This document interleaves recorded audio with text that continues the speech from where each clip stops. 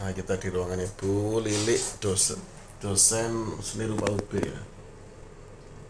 Mbak Rosa,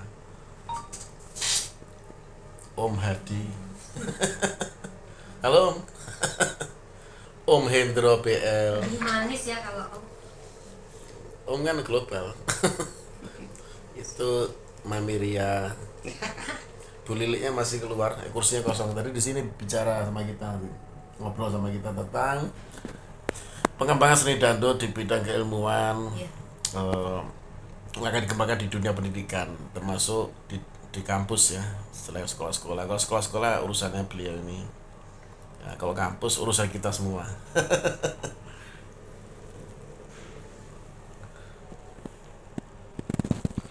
Nggih, makasih Bu Lili. Nggih. Makasih Bu Lili. Oke, matur nuwun nggih. Sampai sini. Ya. Oke. Oke. Sampai potong. Ya, nah ini Sampai itu. nggak saya lihatkan kok, separuh aja. Gini aja. Oh, enggak masuk gua. Kan nggak jilbaban masalah Buddha ini. Nah, itu kelihatan tangannya aja. Itu beliau. Kita lengannya aja. Nah, ya kita lama gak kesini. Oh ya kemarin saya kesini ya sendirian.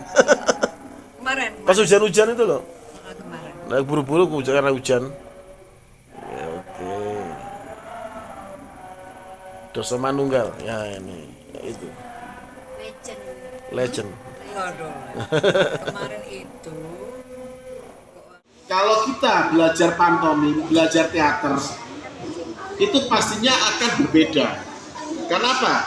Orang teater itu pasti bisa menempatkan diri sesuai dengan aktingnya. Orang pantomim juga bisa menempatkan diri sesuai dengan aktingnya tanpa suara.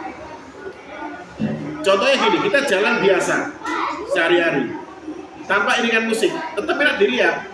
Kecuali jalanmu, maaf ya, mungkin beda, nggak normal atau mungkin sambil orang mabuk pun, ya kan, ada orang mabuk jalan pun dilihat menarik, karena natural. Nah, tapi kalau di acting kita berusaha senatural itu harus butuh pendalaman, karena karakter kalian bukan pemabuk, ya. Orang mabuk, kalian kan nggak pernah mabuk. Tapi disuruh memerangi pemabuk, atau bukan kalian bukan anak nakal, tapi suruh memenangkan anak nakal. Sedangkan sehari-hari kalian tuh pendiam. Suruh jadi anak nakal yang banyak ngomong, yang usil. Nah, itu namanya pendalaman. Nah, pendalaman itu kalau sudah berhasil dibungkus dengan musik di atas panggung atau di dalam sebuah film, akan menarik. Mama anak nakal ngambil mangga, musiknya ya musiknya serem, gak takut ketahuan, ya kayak takut jatuh, dedeng, gitu kayak gitu, dedeng, ya. Itu musik pengendap-endap kayak gitu ya. Di teater ya di pantomim juga sama. Musik pantomim lebih susah. Kenapa? Musik pantomim itu akan membuat suasana menjadi lebih hidup. Karena apa? Pantomim itu nggak ada suara. Kalau di acting biasa, ya kalian main drama musikal atau teater, ada suaranya. Suara itu buat menarik. Makanya orang pantomim lebih susah daripada kita belajar acting biasa. Kenapa? Dia hanya mengendalikan mimik muka, gerak tubuhnya, olah tubuhnya, dan selaras dengan musik yang dibuat supaya jadi menarik tanpa suara gitu. Kayak orang sedih ngomongnya. Orang sedih kan orang patung kena gini.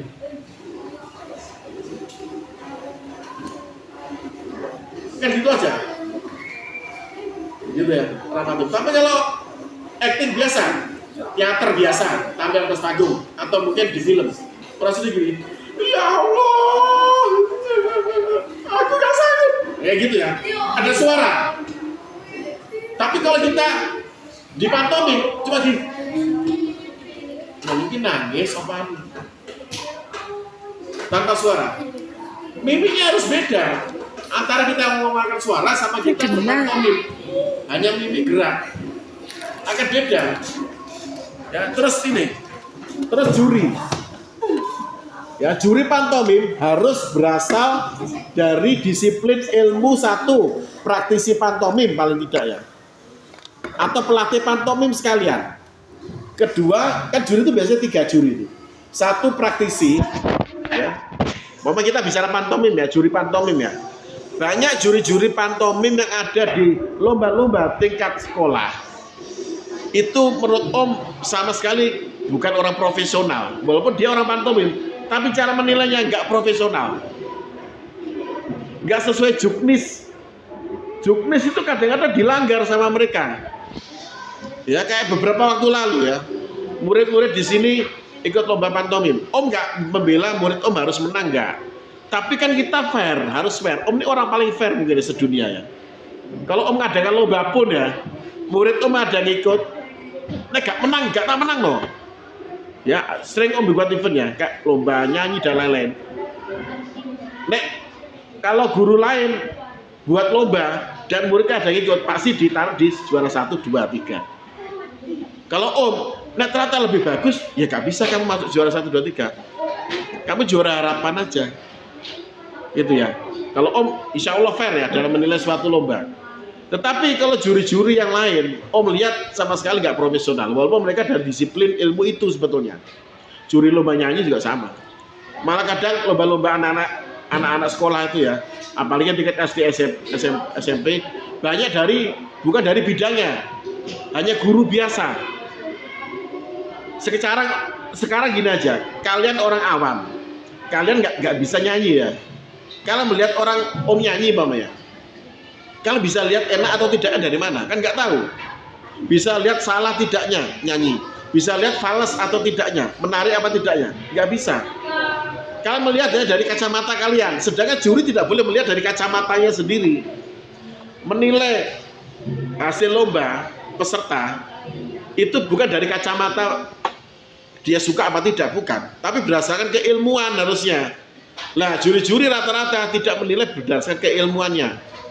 Satu biasanya berdasarkan mungkin karena kenal, atau bahkan bisa jadi itu muridnya sendiri, atau kenalannya, tetangganya, atau mungkin dia suka sama anak itu, gitu ya.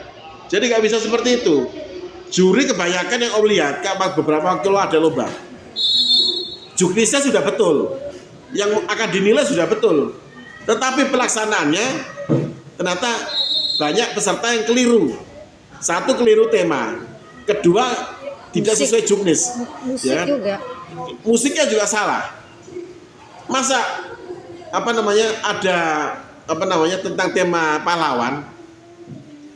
Ya, pahlawan itu kan bisa dalam arti macam-macam ya. Ibuku pahlawanku seperti yang Om buat itu juga bisa. Kan di situ nggak harus pahlawan dalam artian perjuangan. Kecuali kalau tema pahlawan perjuangan, ya berarti kan tentang pahlawan yang kita secara khusus itu yang berjuang di perang, atau pahlawan mungkin tentara atau polisi itu kan, atau mungkin orang umum yang berjasa ya. Jadi di situ nggak ada ketentuan pahlawan apa, berarti kan bebas mengekspresikan kata-kata pahlawan. Makanya buat cerita sendiri waktu itu, ibuku pahlawanku, gitu ya, pahlawan keluarga itu berarti ya. Makanya kalau juri tidak bisa melihat itu, dia akan ngawur nilainya, walaupun dia praktisi pantomim sekalipun. Praktisi pantomim belum tentu bisa menilai pantomim kalau dia tidak ngerti musik. Itu ya. Kebanyakan dia bilang, aku praktisi pantomim, aku master pantomim. Ada terang-terangan ngaku sama Om, master pantomim. Begitu tak lihat muridnya tampil, musiknya comot dari YouTube, comot dari Google, digatukno sama naskahnya orang lain mamanya, nyontoh dari YouTube, nyontoh plek lagi. Itu bukan master.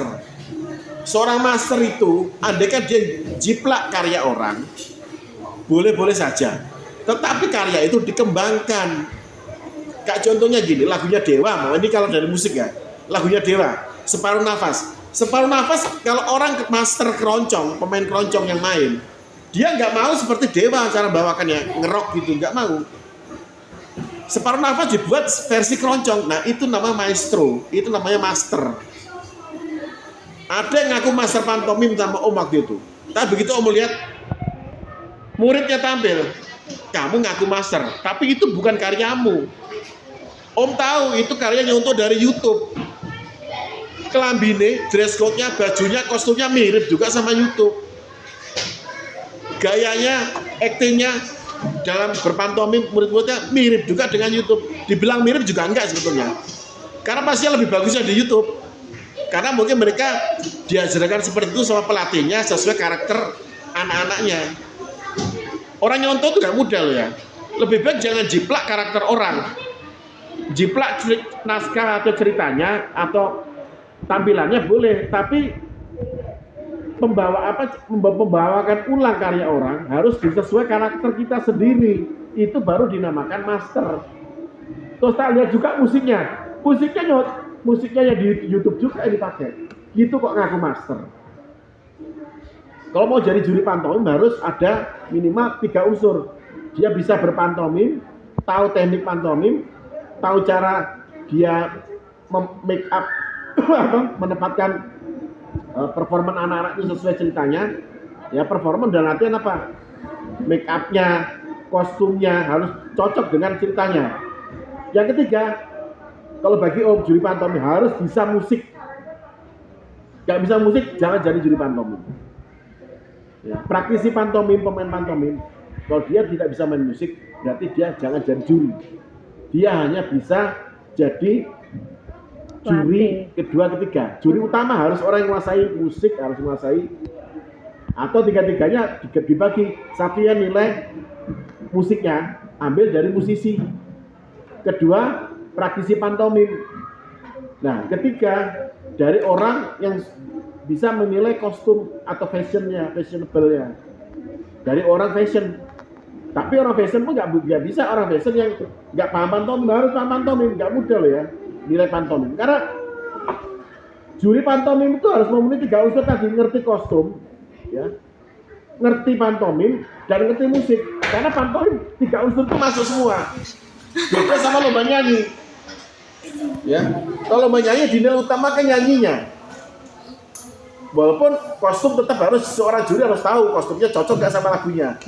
Terus performanya waktu dia make up dan gerak orang tubuhnya juga cocok gak dengan tema nyanyinya dan suaranya.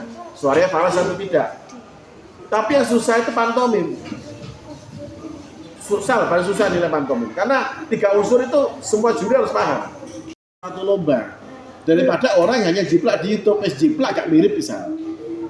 Gak mirip itu gak masalah. Tapi harus lebih bagus dari yang di YouTube harusnya. Dia punya karakter sendiri. Ini dimirip-miripkan terus gak mirip, gak bagus, ya, gak cocok juga, gitu loh. Harusnya apa? Harusnya dia buat naskah sendiri ya. Kalau gak mampu buat naskah sendiri ya, nyontoh di YouTube tapi dikembangkan sendiri, bukan ditiru plek kayak gitu.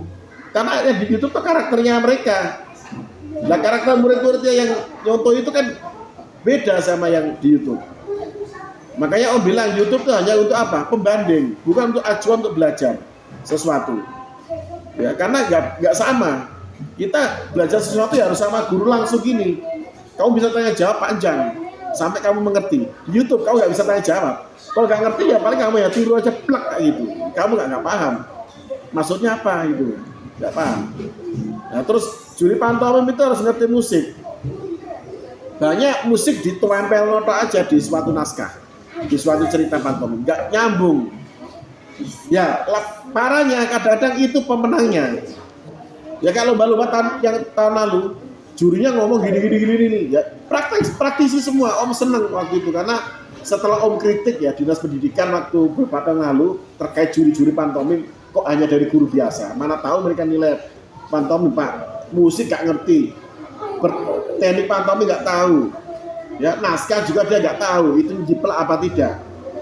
Akhirnya tahun berikutnya Dinas Pendidikan memunculkan juri-juri pantomim dari praktisi seni, tapi ya keliru bisa cara nilainya. Bagi Om itu keliru. Praktisi seni tiga-tiganya, satunya pantomim, satunya orang teater, satunya lagi juga orang teater kalau nggak pantomim juga. Tapi dari 3 orang ini nggak ada bagi Om yang ngerti musik. Ya, kenapa? Juaranya itu musiknya. Waduh, Om sih nggak bilang murid Om paling bagus nggak. Cuma Om ini kalau buat naskah, buat sendiri, musiknya juga buat sendiri sesuai dengan naskahnya. Harusnya nilai plusnya ada dan seorang juri harus tahu itu naskah jiplak apa tidak. Dia nggak tahu. Malah yang dimenangkan naskah-naskah yang jiplak di YouTube. Om tahu semua itu dari YouTube tahu. Ya makanya seorang juri pengetahuannya harus luas ya. Harus luas. Sebetulnya dalam lomba pantomim itu harus disertakan ini naskah karya siapa. Musik karya siapa. Harusnya disebut. Kalau nggak disebut, juri yang, maaf ya, juri yang dalam tanda kutip bodoh itu, yang sok tahu itu dalam hal penilaian, akhirnya menilai kelak salah. Gitu ya.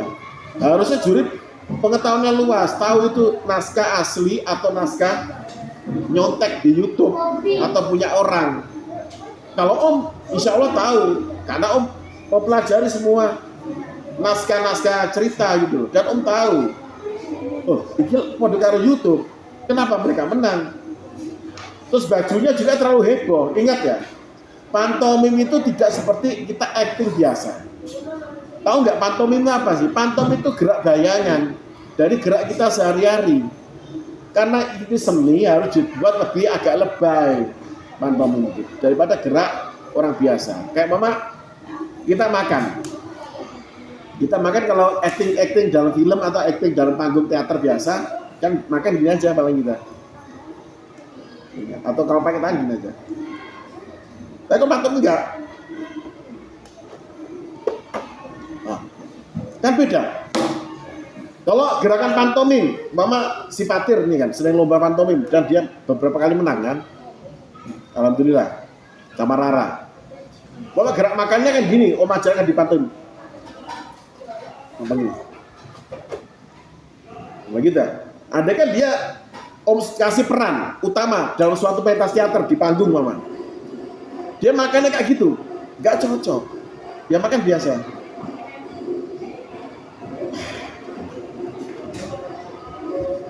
Beda kan? Kalau di pantomim cuma gini-gini tok, nggak menarik. Nah kebanyakan gerak pantomim di lomba-lomba itu masih seperti gerak-gerak acting biasa. Gerak pantomim itu harus yang menarik karena ini seni tanpa suara. Jadi kekuatannya digerak sama di musiknya harus selaras, sejalan, harmonis.